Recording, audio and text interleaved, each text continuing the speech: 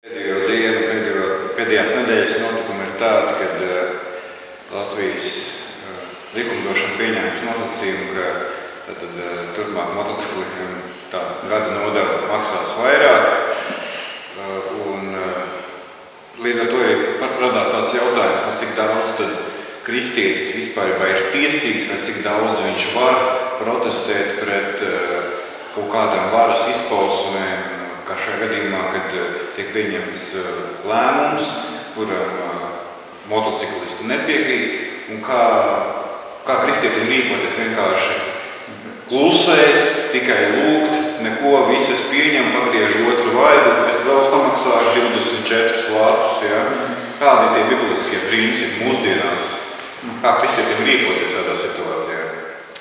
Man šķiet, ka vairums kristiešu varbūt iekrīt tajā kategorijā, ko tu minēji, stāvēt klusu un varbūt lūgt Dievu, bet ne jau vienkārši stāvēt klusu, tik un tā turpināt klusumā, un tik un tā valdībai teikt, ka viņi slikti tur un varbūt neteikt to viņiem acīs, bet aprunāt, kā mēs teikt. Ja? Un līdz ar to man šķiet, ka tas svarīgais jautājums ir paklausība valdībām, par kur runā Romiešiem 13, nepasaka to, ka mēs nedrīkstam izteikt savu viedokli. Ja? Tas, ka es saku savu viedokli, ka es nepiekrītu tam, ko valdība šajā brīdī noņem, tas nenozīmē, ka es grēkoju pret Romiešiem 13, kur rakstīts, ka mums ir jābūt paklausīgiem, ja valdības ir no Dieva iecelts.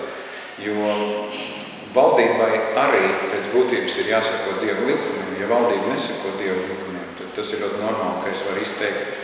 Protams, man liekas, kristietis nav aicināts uz kaut kādu vardarbību savu viedokļu paušanu. Teiksim, tur daudzīt logus, bet man liekas, tas ir tīri normāli, ka tu vari arī izteikt publiski vienalga, kas tas ir pikets vai tas ir kaut kāds demonstrācija vai kas, kur es to savu viedokli paužu. Es atceros pirms kādiem gadiem, kad Saima arī tika par abortiem jautājumus risināts, arī ļoti daudz kristiešu bija pie Saimas nama un tādā veidā izteiks to savu pozīciju, kāpēc mēs esam pret abortiem. Man liekas, tas neloģisms visā šajā, kā es to redzu, ir tas, ka vienkārši budžetam ir vajadzīga nauda un tad skatās, kur to naudu var dabūt. Man šķiet, tam motociklistam nebūtu problēmas tāpat kā tam autovadītājiem, jo arī man, kā autovadītājiem, nākamad ir jāmaksā, ja ne 8 reizes vairāk, tad tur 2 reizēm ceļu nodoklis.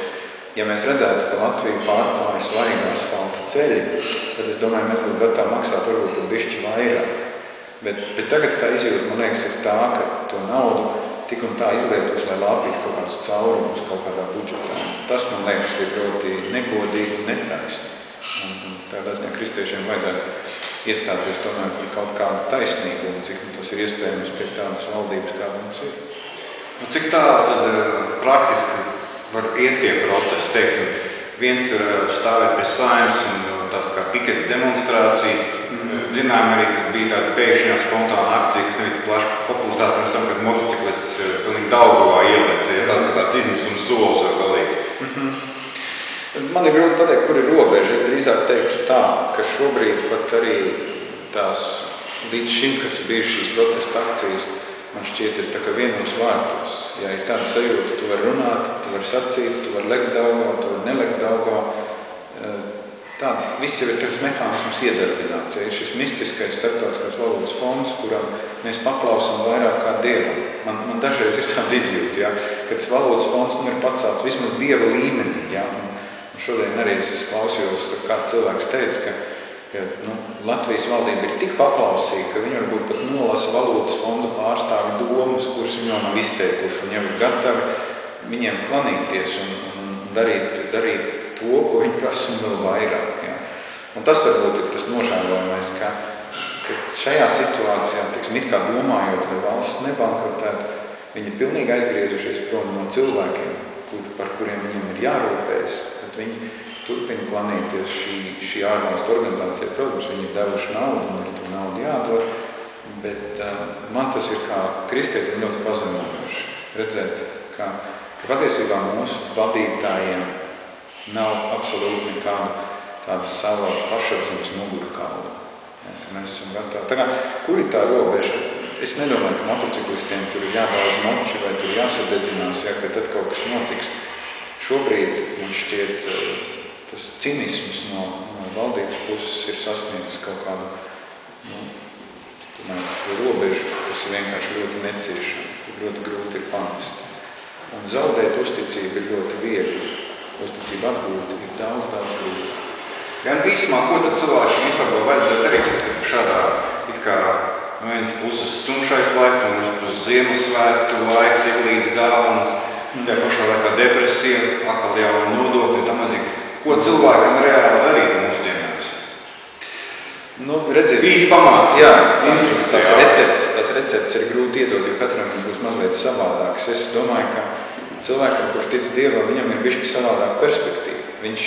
Viņš redz, ka aiz tā visa tumšā un aiz visas tās krīzes tomēr ir Dievs, kurš joprojām valda pašu pasauli. Ja? Kurš varbūt pieļauj to, ka varbūt tie cilvēki, kas te varbūt valda, viņiem liekas, ka no viņiem viss ir atkarīgs. Bet patiesībā jau viss ir atkarīgs tikai vienīgi no Dieva. Un es ticu, ka šīs krīzes, teiksim, klātbūtne ir drīzāk aicinājums garīgi atjaunoties katram savā sirdī un lūgties par savu valsti, par savu sabiedrību, nevis, teiksim, turpināt dzīvot tādā milzīgā rūgtumā. Protams, maks būs jāpērk mazāks, tā var teikt, jā, un šos nodokļus izjutīs visi, bet tajā pašā laikā es domāju, ka Dievu lūdzot, šis ir arī laiks, kad es varu palīdzēt tiem, kuriem ir nesalīdzinājumi grūtāk.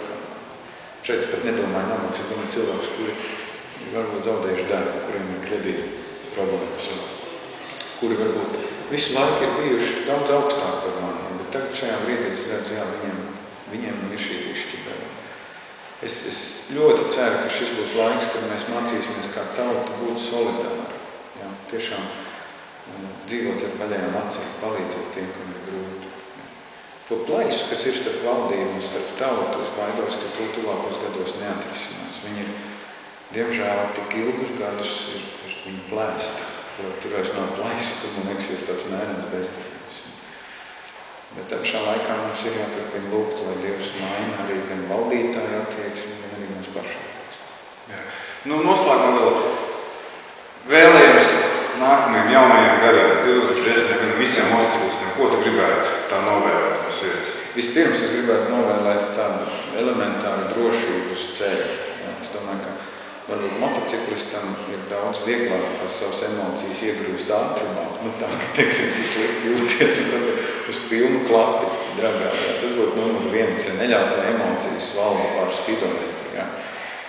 Un numur 2, reizē arī Dieva aizsardzība. Man liekas, ka motociklists ir tik neaizsargāts uz ceļa, ka tā braukšanas kultūra viņu padara ļoti, ļoti viegli ievainojami. Ja. Lai mazāk ir krusti kapos, kur ir rakstīts, šeit bija motociklists. Lai vairāk ir tie brīži, kad mēs esam arī kā autovadītājs, kad es esmu iejūtīgs pret motociklistu. Redzot, ka viņš ir līdzvērtīgs partneris, nevis tāpēc, ka viņam ir tikai 2 riteņi vai 3.